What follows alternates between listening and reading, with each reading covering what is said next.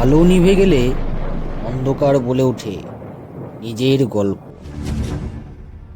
আর সেই গল্পই শুনতে চলেছেন আপনি এমটি স্টুডিও 0.1-এর ভৌতিক জগতে। চোখ খুলে শুনুন, কারণ ভয় কখন কোথা থেকে আসে কেউ জানে না। নমস্কার, আমি অনির্বাণ। আপনারা শুনছেন এমটি স্টুডিও 0.1। এমনই সব রহস্যময় ভৌতিক কাহিনী শুনতে এখনই চ্যানেলটিকে সাবস্ক্রাইব করুন এবং পাশে থাকা বেল আইকনটি অবশ্যই ক্লিক করবেন, যাতে করে আমাদের ভিডিও আপলোড করার সাথে সাথেই সরাসরি আপনাদের কাছে পৌঁছে যেতে পারে। চলুন আর কথা না বাড়িয়ে গল্পটা শুরু করা যায়। বর্ষার শেষ রাত, দিনুদার অভিশপ্ত পাহাড়া।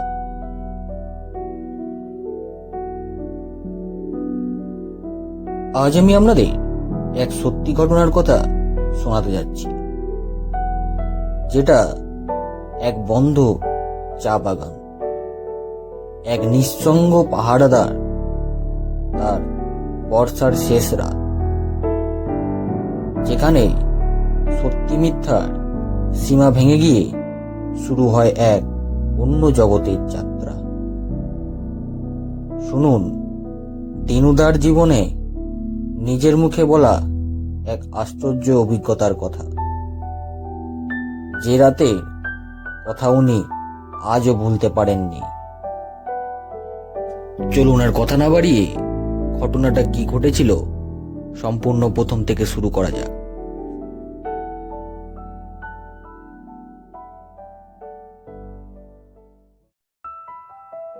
ঘটনাটি যার জীবনে ঘটেছিল তার পুরো নাম দীনেশ হালদার উর্ফ দিনুদা। তিনি বর্ধমান জেলার এক ছোট্ট গ্রামে থাকতেন। টাকার কমতি থাকায় অভাবী পরিবার ছিল তাদের, আর পরিবারে এক ছেলে, এক মেয়ে, স্ত্রী ও বৃদ্ধ মা। খুবই কষ্টের মধ্যে সংসারটা চলতো তাদের। তার ছেলে কলেজে পড়ে, মেয়ে ক্লাস 10-এ। গ্রামে সেরকম কৃষি জমি নেই বললেই চলে, তাই ছেলে মেয়েদের পড়াশোনা খরচা ও পরিবার চালাতে বহু বছর ধরেই দিনুদা বাইরে কাজ করেন।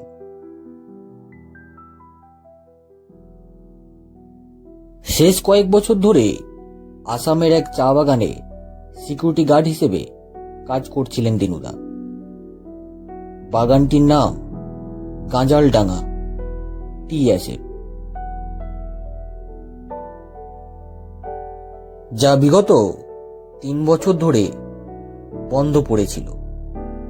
পুরো চা বাগান ফাঁকা, কিছু অফিস ঘর, পুরনো বাংলো আর কয়েকটা টিনের ঘর ছাড়া আর কিছুই ছিল না। ওই বাগানে আশেপাশে কোনো মানুষের বসতিও ছিল না। কিছু দরকার পড়লে যেতে হতো 4 থেকে 5 কিলোমিটার দূরে গ্রামে। আর সেই বাগান বাড়িতেই পাহারার দায়িত্বে ছিলেন দুজন, দিনুদা আর পরেশদা। চুক্তি মোতাবেক শুধু রাতেই পাহারা দিতে হতো তাদের। দিনুদার সাথে যিনি সহকর্মী ছিলেন, তার শরীর খারাপের জন্য ছুটিতে ছিলেন তিনি। পরেশদা ছুটিতে থাকায় দিনুদাকে একাই পাহারা দিতে হতো ওই বাগান বাড়িতে। দিনুদা ওই 4-5 কিলোমিটার দূরে যে গ্রামটি আছে, সেই গ্রামে এক কুঁড়ে ঘরে ভাড়া থাকতেন তিনি। খাওয়া দাওয়া, রান্না সবই একা। সন্ধ্যা নামলেই তিনি পোশাক পরে পাহারার কাজে নিযুক্ত হতেন ওই বাগানে।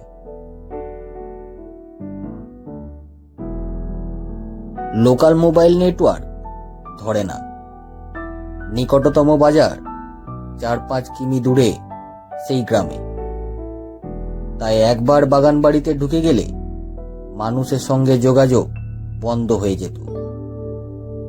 মাঝে মধ্যে কপাল ভালো থাকলে নেটওয়ার্ক আসতো।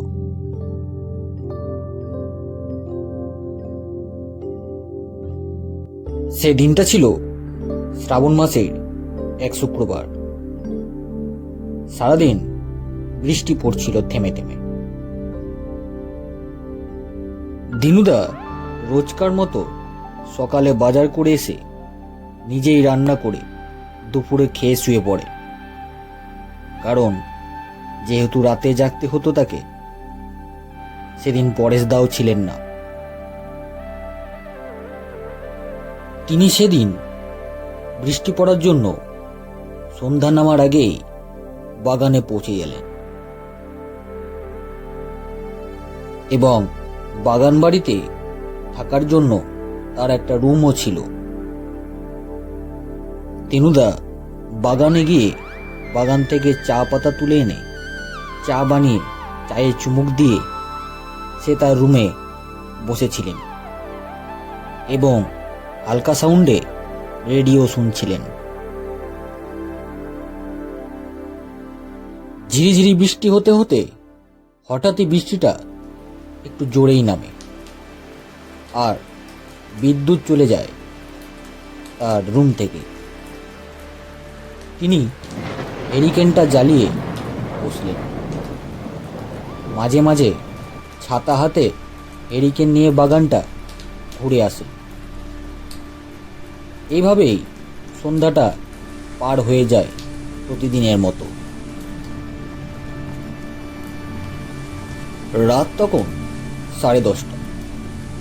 তিনি টিফিন কোটোতে খাবার নিয়ে আসতেন রাতে খাবার জন্য। বাইরে তখন জোর বৃষ্টি শুরু হয়ে গেছে। দিনুদা রাতের খাবার খাওয়া সেরে হেরিকেনটি জ্বালিয়ে কেবিনে বসেছিলেন। বৃষ্টি পড়ছিল মুষলধারে।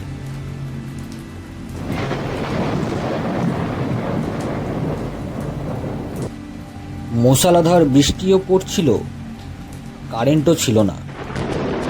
রেডিওতে তেমন কিছু না আসায় রেডিওটাও বন্ধ ছিল দিনুদার।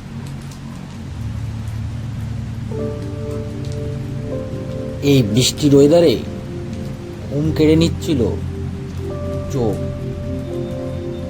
দিনুদার চোখ যেন বারবার বন্ধ হয়ে আসছিল। হঠাৎ তার কেবিনের ওপর ডাল ভেঙে পড়ার জোর আওয়াজ শুনতে পেলেন দিনুদা। আবার দূর থেকে কারো পায়ে কাদা পেঁচানোর শব্দ আসছে। প্রথমে ভাবলেন হয়তো বুনো কুকুর বা বাঁদর হবে, হয়তো গাছে লাফালাফি করতে গিয়ে ডাল ভেঙে গেছে। এই ভেবে তিনি জিনিসটাকে গুরুত্ব দেননি, কারণ এমন অনেকবারই ঘটেছে দিনুদার সাথে। দিনুদা আবার ঢুলুঢুলু চোখে গিয়ে বসে তার কেবিনে। কিন্তু কিছুক্ষণ পর আবার পরিষ্কার শুনলেন চা পাতার ঝোপের মধ্যে দিয়ে কেউ যেন কাঁদছে। একটা মেয়ে খুব মৃদু গলায় কান্না আর কিছু ফিসফিস শব্দ।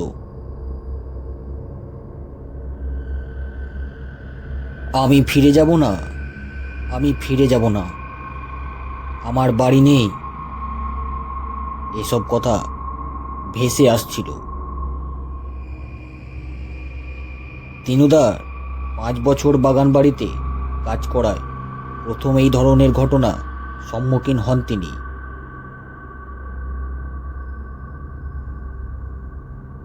দিনুদা হ্যারিকেন নিয়ে বেরিয়ে গেলেন বৃষ্টির ভেতর।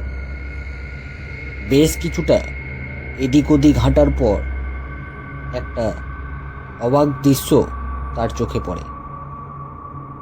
একটা পাতার ঝোপের পাশে একজন মেয়ে বসে কাঁদছে।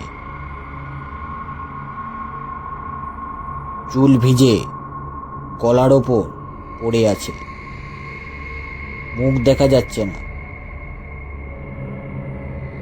দিনুদা কিছুক্ষণ থমকে গেলেন।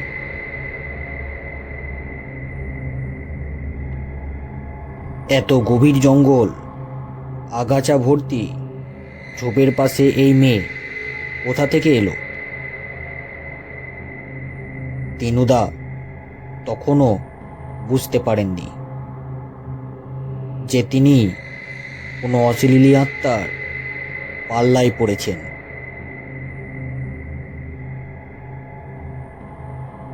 দিনুদা কাছে গিয়ে বললেন, কে মা তুমি? এত রাতে এখানে বসে আছো কেন?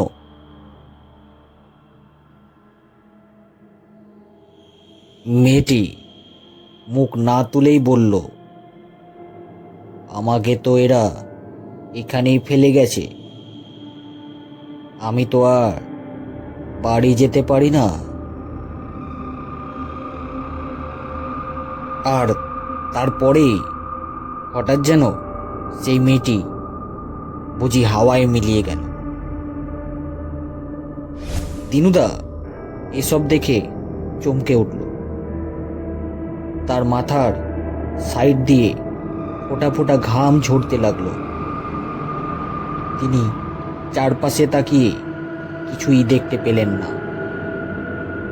হৃদস্পন্দন বেড়ে যায়, কিন্তু পেশার দায়িত্বে থাকায় তিনি জোর করে নিজেকে সামাল দেন। আজ তার সাথে তার সহকর্মীও নেই। তাকে একাই রাতটা অন্তত কাটাতে হবে। তিনি তড়িঘড়ি কেবিনের ভেতর ঢুকে পড়েন এবং দরজাটা শক্ত করে আটকে দেন। কেবিনের ভেতর বসে মনে মনে ভাবতে লাগলে, এগুলো কিভাবে সম্ভব?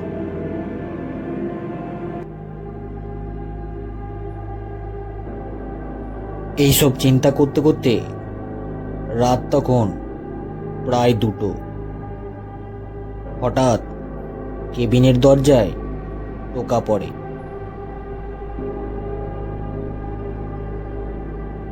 দিনুদা ভয়ে হ্যারিকেন হাতে নিয়ে দরজা খুলে দেখেন কেউ নেই। কিন্তু ঠিক পেছনেই বাতাসে ভেসে আসে এক গানের লাইন, ফিরে দেখা যায় না আর পাতার নিচে ঘুম পাড়ানো মুখ। এই গানের লাইনটা বারবার ভেসে আসছিল। দিনুদা একবার শুনেই বুঝে যান এই গানটা তিনি আগে কোথাও শুনেছেন। হঠাৎ মনে পড়ে চা বাগানে যারা শ্রমিক ছিল তারা কাজ করার সময় এই গানটাই গাইতো।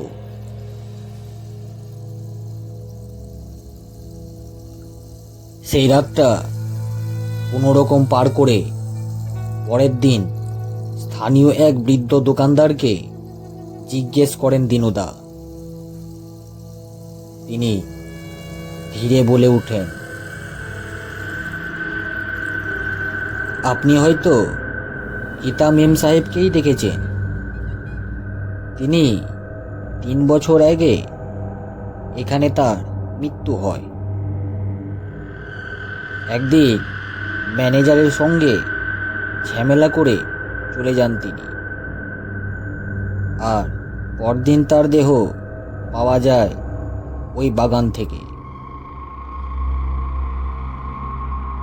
লোক মুখে বলে সে ফেরে শুধু বর্ষার রাতে। দিনুদা পরের রাতগুলোতে আরামে ঘুমাতে পারেন না। এক রাতে তো খুব ভয়াবহ মর্মান্তিক ঘটনা ঘটে যায় দিনুদার সাথে। তাকে টেনে নিয়ে যাওয়া হয় সেই কুয়োর দিকে। সেই জায়গায় দাঁড়িয়ে তিনি দেখেন মেয়েটি আবার এসেছে। এবার সে মুখ তুলেছে, কিন্তু মুখ নেই, শুধু দুটো গর্ত যেখানে চোখ ছিল, আর কাদামাখা কাটার ঠোঁট। এবং সে বলে, তুই কি সত্যি শুনবি আমার কথা? সত্যি বলবি সবাইকে? দিনুদা কান্না চেপে বলেন, বলো মা, আমি যা পারি করব। মেয়েটি শুধু বলে, আমার নাম লিখে রাখিস, যেন সবাই জানে আমি ছিলাম। সেই রাতের পর দিনুদা আর থাকতে পারেননি। চাকরি ছেড়ে গ্রামে ফিরে আসে। এইরকম ট্রমার মধ্যে কাটে। আজ তিনি মানুষের কাছে গল্প বলেন, ভয় দেখানোর জন্য নয়, বরং এক আত্মার আকুতি জানিয়ে দেওয়ার জন্য। আমি ভূতের ভয় পাই না, আমি ভয় পাই সেই সব মানুষে যাদের কথা কেউ শোনে না, যারা অন্যায় সহ্য করে চুপচাপ চলে যায়। গীতা ম্যাডামকে আমি দেখেছি, তার চোখ ছিল না, কিন্তু তার অভিমান এখনো আমি দেখতে পাই। এই কথায় দিনুদা লাস্ট বলেছিলেন। আচ্ছা, গল্পটা আপনাদের কেমন লাগলো কমেন্ট করে অবশ্যই জানাবেন, এবং একটা লাইক অবশ্যই করবেন। চ্যানেলটিকে সাবস্ক্রাইব করে অবশ্যই আমাদের পাশে থাকবেন, যাতে এমনই সব ভৌতিক রহস্যময় গল্প আপনাদের কাছে সরাসরি পৌঁছে যেতে পারে। ততক্ষণের জন্য ভালো থাকবেন, সুস্থ থাকবেন। নমস্কার।